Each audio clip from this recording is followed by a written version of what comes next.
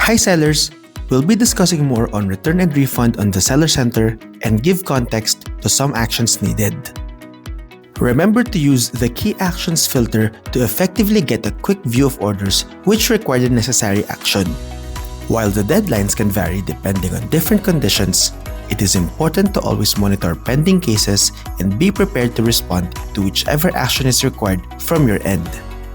On the Return and Refund section of the Seller Center, pwede mong i-filter ang RR requests to show which action is needed from your end.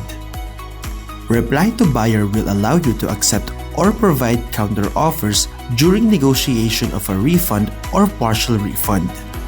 Provide evidence shows the list of RR orders that require you to submit seller proof.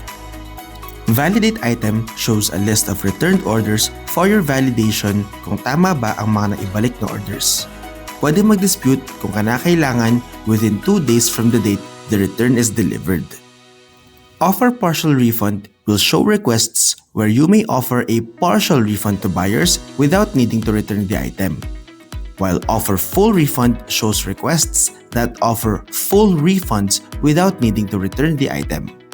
Request item return refers to RR requests approved by sellers before agents have provided a decision. Lastly, review refund approved by Shopee shows RR requests where Shopee has decided to grant a refund to the buyer.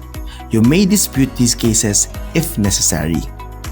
If you have further questions regarding return and refund, place them in the comment section below. And for more information on RR on the Seller Center, bisitahin ang Seller Education Hub.